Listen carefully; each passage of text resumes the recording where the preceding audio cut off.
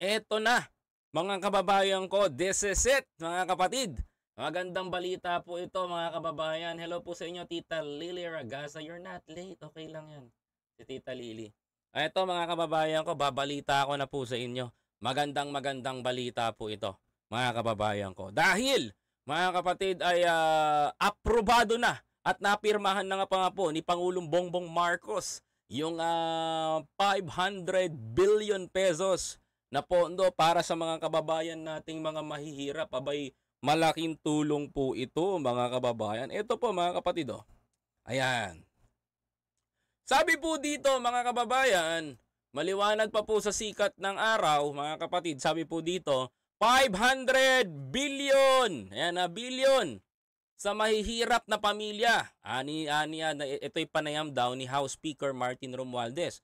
Ito, mga kababayan ko, babalita ako sa inyo. Sabi po dito, basahin natin, mga kababayan ko, mayroong umanong nag-aalangan halos sa 500 billion sa ilalim ng 2024 national budget para matulungan ang milyong-milyong mahihirap na pamilya ayon kay House Speaker Martin Romualdez. Mga kababayan ko, sabi pa dito, ginawa ni House Speaker Martin Romualdez ang pahayag na isang araw bago ang inaasahang paglagda ni Pangulong Ferdinand Bongbong Marcos Jr. sa panukalang 5.768 trillion budget sa 2024. Wow!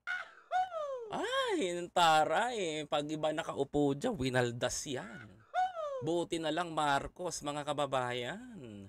Sabi pa dito ni House Speaker Martin Romualdez, for the first time under the administration of the President Ferdinand Bongbong Marcos Jr., we are allocating half of trillion pesos, about 9% of the national budget as the assistance for the poor and household with insufficient income, sabi ni Romualdez. Well, job well done, mga kababayan. Yan ang dapat na mga kapatid, yan ang dapat na tingnan nyo. Walang gumawa niya kundi si Pangulong Bongbong Marcos lamang ang sabi nga, di ba, for the first time na administration pa lang ni Pangulong Bongbong Marcos ang gumagawa ngayon yan. Well, para sa akin, napakagandang balita po niyan at this is very exciting for many Pilipino, mga kapatid, dahil hindi lang po ito pang hindi lang po ito basta-bastang budget, kumbaga pinondohan na talaga. And maganda po dito, ang magbebenepisyo yung mga kababayan natin naghihikahos sa buhay. Yung mga ayaw po na umahon tayo, yung mga ayaw po ng pagbabago, dyan na lang po kayo, wag kayong umahon. Stuck nyo yung sarili nyo dyan, pako nyo yung buhay nyo dyan. Yun lang kadali yun, mga kababayan ko, mga kapatid, di ba? Kung ayaw nyo ng pagbabago, eto, binibigyan tayo ng changes ng gobyerno. May sana naman pagyamanin natin, mga kababayan, wag natin tong sayangin, okay? O eto pa, sabi pa ni House Speaker Martin Romualdez sa panayam niya, mga kababayan ko, pinasalamatan ni House Speaker Martin Romualdez ang Committee of Approbation, Chairperson ako, Bicol Party List, Representative L.S. Saldeco, Senate Finance Committee Chairperson Sani Angara, at kanyang mga kasama sa Kongreso sa paggawa umano ng isang pro-people budget, mga kababayan ko. Congrats! Mga kababayan ko, time is change, mga kapatid. Hindi na po ito na hindi na to ito yung presidente na hindi na papogi na ganito, papotop, yung ganyan. Ay, iba gumaganyan. Kamusta ka dyan, Mar? May gumaganon. Ito, may gumaganon pa. Hindi to katulad ng papatayin ko ito. Wala na tong ganun, mga kababayan ko. Marcos lang yung presidente natin ngayon. Yung sinasabihang magnanakaw, pero ito ginagawa sa mga tao. Di ba? Ito yung Marcos. Tatak Marcos. Disappointed ka pa rin ba? Ito pa, mga kababayan. Sabi pa dito, dagdag pa natin, mga kapatid, ito lang, walang magagalit sa akin. Ito'y balita talaga, Sabi pa dito, mga kababayan ko, ayon kay House Speaker Martin Romualdez, kasama sa popondohan sa susunod na taon ang bagong programang ayuda sa kapos at ang kita o AKAP, mga kababayan ko. Ito baka hindi pa kayo member niyan, AKAP. Oh. Ayan, Kap. Sabi pa dito, it's 60 billion fund who was aimed to provide direct cash assistance for the poor or family earnings up to 23,000 a month. O yan at least 12 million household will benefit from it, including the low-income workers. Ayan, like those construction and factory drivers, food service crew. Ayan, ay ito maganda. Ito yung mga magbebenepisyo. Ayan, ito, dali. Chichika ko sa inyo yung mga magbebenepisyo. Ito. O, ayan, sabi dito Sabi dito, mga kababayan ko, ayan. Yung mga number 1 na magbe-benefits daw po nitong programa ng ating Pangulong Bongbong Marcos, mga kababayan ko Ito at least 12 billion household will benefit from it, sabi ni House Speaker Martin Romualdez. Including low-income workers, mga kababayan ko, like those like in construction, factory workers, food service, factory drivers, food services crew, like the paliwanag ni House Speaker Martin Romualdez, mga kababayan ko Ito pa, sabi pa dito, sabi pa dito mga kababayan ko, dagdag pa dito sa ilalim ng programa, makakatanggap ang benepisyaryo ng one-time 5,000 cash assistance, mga kababayan ko, di ba? Ayan 5,000 cash assistance. Okay. Siguro yung mga sinasabi dito, syempre, mga kababayan ko, yung mga sinasabi na low income, yan yung mga itong monthly low income household. Ito yung mga kagaya ng angkas, grab rider. Ayan, meron tayong drivers Pag sinabing drivers, mga taxi driver, mga jeepney driver, may mga at factory workers, mga kababayan ko, na sumasahod ng minimum lang. Meron din sumasahod din dito sa atin kagaya ng mga service crew, mga nagtatrabaho sa loob ng nagtatrabaho sa loob ng what we call this, mga nagtatrabaho sa loob ng mga kainan. Yan, mga kababayan ko. Tapos ang dami pa nitong mga sakop na to. I think, mga kababayan ko, napakalawak po na sinasabi dito na low income workers. Marami po yan. Buti na nga lang, walang mga vloggers. Sir, marami pang mga low-income vloggers. Ba't wala mong kasama sa ayuda? Sana sinama nyo po yung mga low-income vloggers, mga kapatid. Pero ito mga kababayan ko maganda po itong sinasabi dito ng ating gobyerno, lalong-lalo na sa ayuda na to.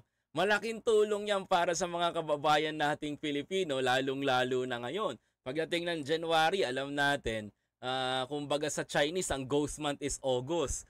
Sa mga Pilipino naman, ang pinaka-dead month natin, yung ghost month natin, is January. Kasi wala talagang pera mga tao niyan, mga kababayan. Oo, totoo yun Totoo yun Totoo sinasabi ko Totoo yung sinasabi natin, mga kababayan ko. Kasi dead month talaga yung January sa mga vlogger.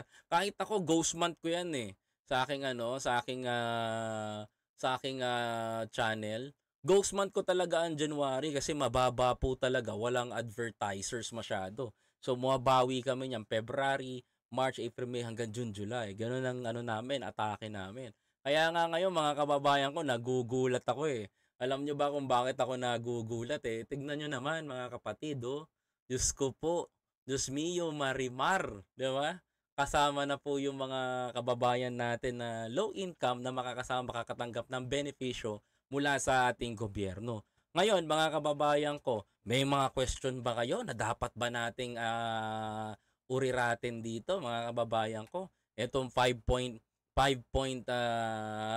billion na nilaan ng gobyerno natin para sa mga projects nito at sa mga mahihirap na kababayan natin. May panong po dito.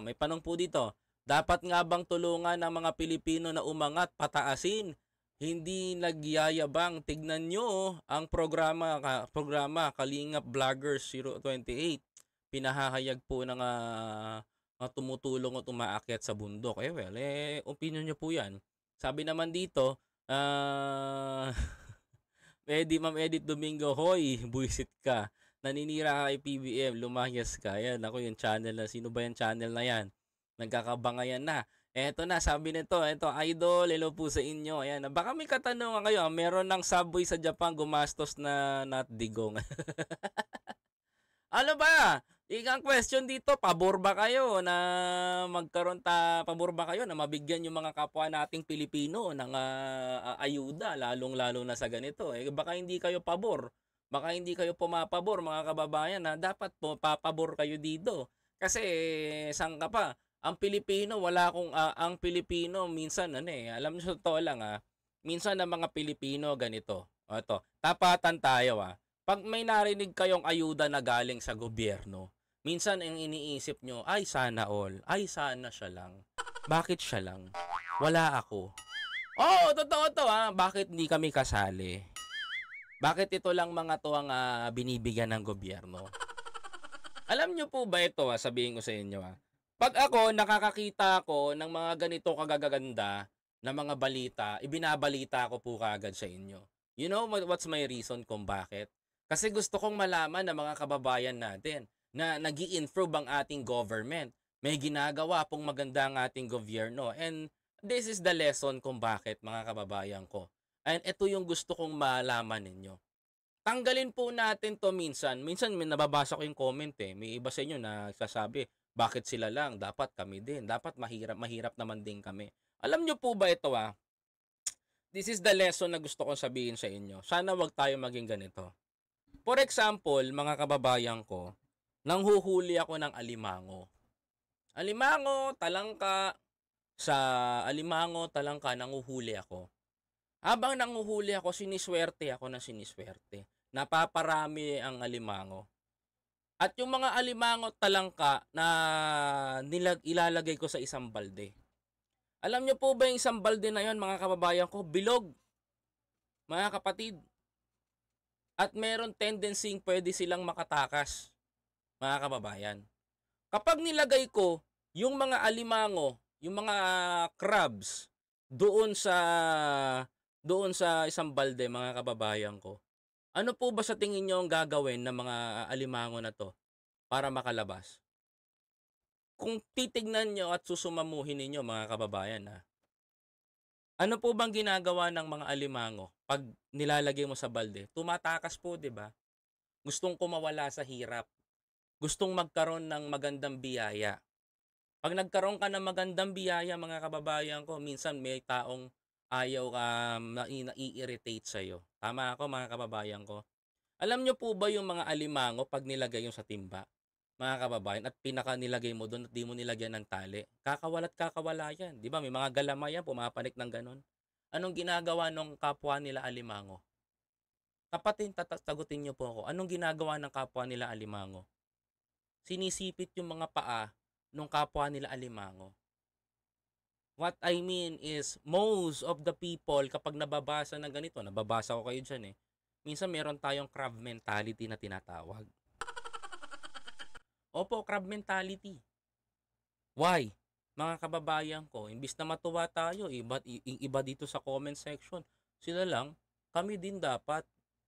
Hindi sa lahat ng pagkakataon, ikaw yung mapipili, mga kababayan ko. But the designation of this 5 billion budget, mga kababayan ko, sinabi naman sa mga taong low income worker.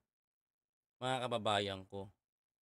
Sana mga kababayan, sana mag-isip po tayo bago tayo magsalita. Minsan nakakasakit tayo ng damdamin ng tao. Nababasa ko po yung comment section.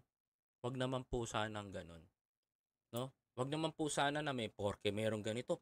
Dapat hindi po ganyan. Matuwa pa nga po kayo. Bakit, mga kababayan ko? Yung mga kababayan natin na naghihirap lalo, matutulungan na ni Pangulong Bongbong Marcos Matutulungan na Siyempre, mga kapatid, ang uunahin ng government natin, yung hikaw sa buhay ang tulungan. Kung tayo naman dito, nakakakain ng 3 beses sa isang araw, nakakabili pa naman tayo sa 7-Eleven, nakakakain pa naman tayo. My God, mga kababayan ko, magpasalamat tayo, matutulungan natin yon. Ito, tapatan tayo nung ako hindi pa ako nag-YouTube, I am a delivery rider. Totoo po, delivery rider ako. Mga kababayan ko, nung panahon ng pandemya, drop down lahat ng nangyari. Bagsak talaga kami, mga kababayan ko. Kami, isa ako dun sa mga vlogger na natulungan din ng government noon, yung sa ayuda. Mga kababayan ko, talaga, hindi pa ako magbablog noon. Lately na lang ako nag-vlog. Lately na lang ako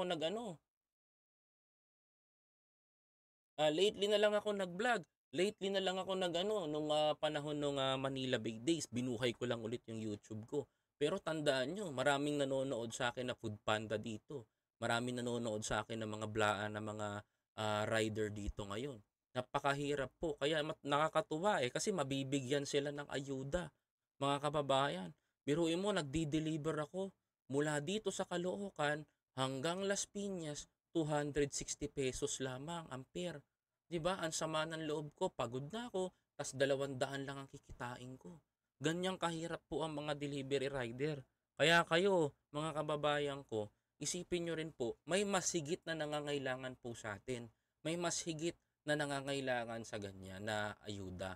Ako, nagpapasalamat ako sa gobyerno dahil nabibigyan na po sila ng importansya, nabibigyan na po sila ng atensyon, nabibigyan na po sila ng gobyerno natin ng magandang pagkakalinga, mga kababayan ko, magandang estado para sa kanila, mga kapatid, dahil ako'y naniniwala sa magandang magagawa ni Pangulong Bongbong Marcos. I know, kulang ang 6 years sa pamumuno ni PBBM, pero if you get the point of President Ferdinand Bongbong Marcos right now, mga kababayan ko, hindi na to pass break, mga kababayan ko.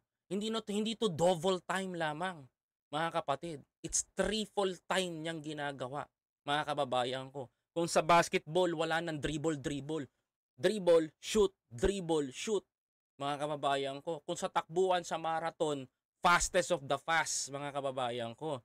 Kung sa labanan ng kung sa sports mo yahalin tulad, ito yung pinakamabilis na pag-unlad ng Pilipinas. Ganun lang kadali yun, mga kababayan ko. Siguro naman, hindi tayo makakapagpamigay ng 5 billion pesos, mga kababayan ko, para sa mga mahihirap kung wala talaga tayong pondong malaki sa bansa natin. Diyan kayo magulat ngayon, sang kumuha si Pangulong Bongbong Marcos ng malaking budget para ipamigay sa mga mahihirap na kababayan natin yan, mga kababayan.